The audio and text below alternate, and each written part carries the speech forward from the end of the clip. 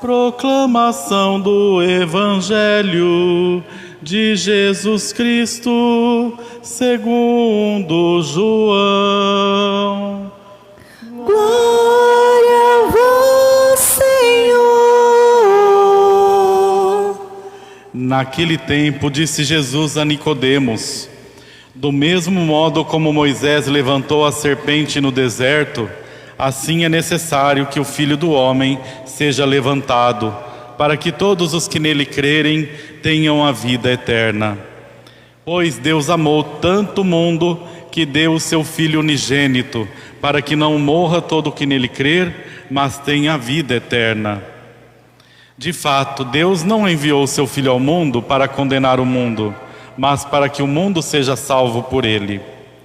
Quem nele crê não é condenado, mas quem não crê já está condenado, porque não acreditou no nome do Filho unigênito. Ora, o julgamento é este: a luz veio ao mundo, mas os homens preferiram as trevas à luz, porque suas ações eram más.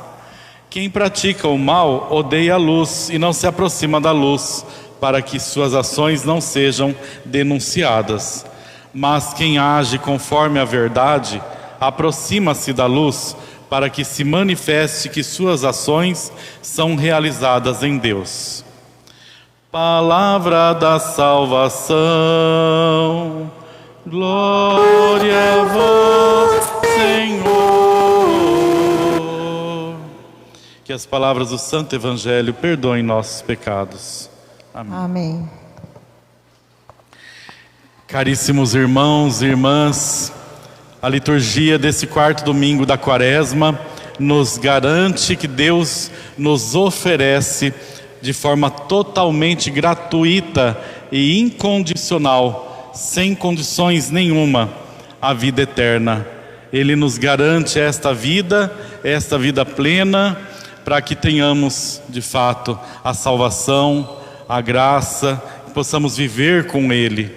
E nos chama, nos convida a esse caminho, um caminho também que exige desapego, que exige de fato entrega, que exige, pede de nós a doação de si mesmos, como Ele que se entregou, se doou completamente. O próprio Deus enviou o seu Filho amado para que então o mundo fosse salvo por Ele. Então nós vemos aí toda essa dimensão da libertação, da liberdade que Deus nos dá quando nós temos então entre nós aquele que é o nosso Salvador. Mas o povo de Deus, e cada um de nós sabemos nas nossas fragilidades quanto nós erramos, quanto nós somos frágeis, e o povo de Deus também foi assim, né? Até tem uma música que diz: o povo de Deus foi assim. E o povo de Deus, diante de tantos profetas que foram enviados, homens de Deus que foram indicados pelo próprio Deus para dizerem a verdade para aquele povo, né? Então nós vimos nessas semanas passadas, durante as leituras, muitos textos, né, do livro de Oséias, do livro de Isaías, do livro de Jeremias, muitos profetas. Então o Senhor enviou para alertar o povo de não desviar-se do seu caminho. Mas nós vemos na primeira leitura, como vocês viram aí, no livro de Crônicas, que eram muitas as faltas, muitos os erros, os pecados e até mesmo, né, as ironias e a falta de reconhecimento desses homens e mulheres diante de Deus, que até zombavam dos enviados de Deus, até o momento em que eles passam por uma tragédia enorme. Eles, inclusive, por praticarem o mal, até mesmo contra o templo de Deus, né? Então nós vemos aí na leitura um relato da queda do templo de Jerusalém, uma coisa horrível para a consciência do povo. A queda e a destruição do templo de Jerusalém foi terrível. O templo de Jerusalém entra em ruínas, o poder político entra em ruínas, é uma catástrofe, é um caos. Às vezes nós pensamos que no mundo de hoje no nível universal também, ou até mesmo nacional, às vezes nós nos sentimos em caos, nos sentimos em situações difíceis. E esse povo viveu uma situação terrível, também por causa das suas escolhas, também por causa dos seus pecados, ao ponto de um líder, como Nabucodonosor, levá-los ao exílio e levá-los em escravidão, ao ponto de serem explorados, de passarem 70 anos numa situação de escravidão. Quando então, depois do reino da Babilônia, então vem o rei da Pérsia, o Ciro, que vocês viram aí no finalzinho da primeira leitura. É Ciro, um rei pagão, que vai proclamar de novo ao Deus da vida, a trazer de novo à memória do povo a necessidade de voltar os seus caminhos.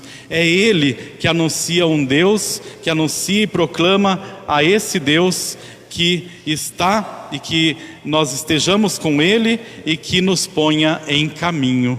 Então, de fato, uma ação divina, como a gente diz no popular, que Deus escreve certo por linhas tortas, e Deus age até mesmo de maneira inesperada através de um rei, de um rei pagão, E olha só o que nós cantamos no Salmo, A saudade de Deus, a saudade que aquele povo viveu nos tempos da Babilônia, Que se prenda minha língua ao céu da boca, se de ti, Jerusalém, eu me esquecer.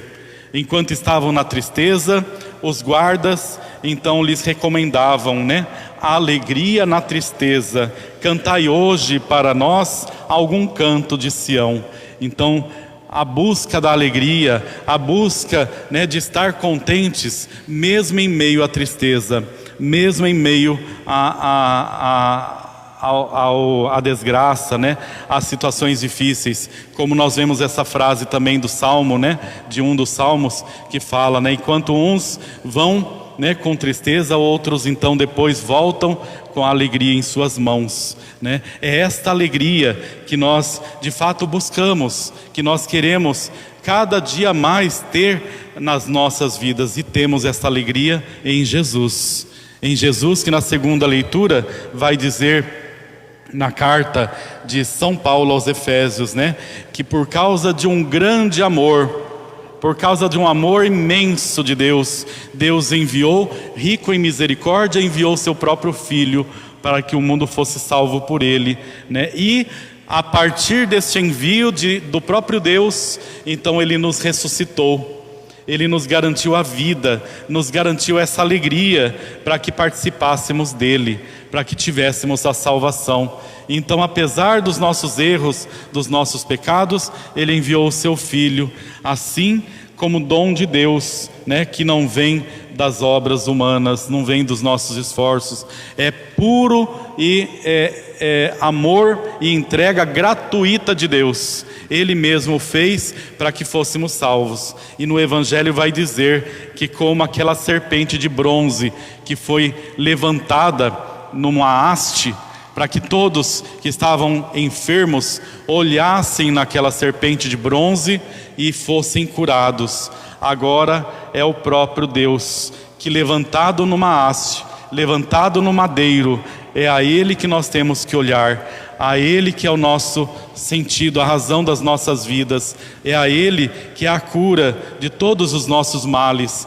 Ele se entregou por nós e ressuscitou. A morte não foi a última palavra, A morte de fato foi essa passagem, essa entrega que o Senhor passou para que nós tivéssemos a vida. E também ao passarmos pela morte, pela dor, pela tristeza, pela desolação, por todas as situações, o Senhor também nos garante que vamos encontrar a vida, encontrar a paz, encontrar a ressurreição e a alegria.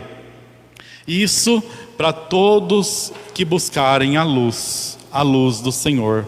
Então nós vemos aqui que o julgamento é pela nossa própria busca, não é o Senhor que vem para nos julgar. Ele enviou seu próprio Filho ao mundo para nos salvar, não para nos julgar, não para nos condenar. O julgamento é este, quem procura a luz vai encontrar a luz de Deus. Aqueles que rejeitaram a luz, né, em favor das trevas, então as suas ações foram más.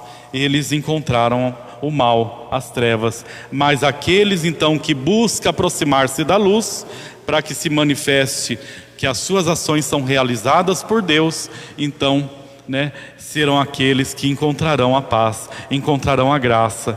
Que seja a nossa vida, que seja a minha, a vida de cada um de nós, essas vidas iluminadas e iluminadoras. E assim também nós fazemos menção, né, à vida de todas as mulheres, né, nesse final de semana que estamos lembrando da importância da mulher na sociedade, na igreja, que é uma presença iluminada e também iluminadora, né, que tanto, né, é necessária essa presença terna, essa presença determinada também, essa presença que transforma, que reúne, que forma, que prepara e que é tão importante na nossa igreja, na nossa sociedade hoje, em todos os espaços da vida humana. Louvado seja nosso Senhor Jesus Cristo, para sempre seja louvado.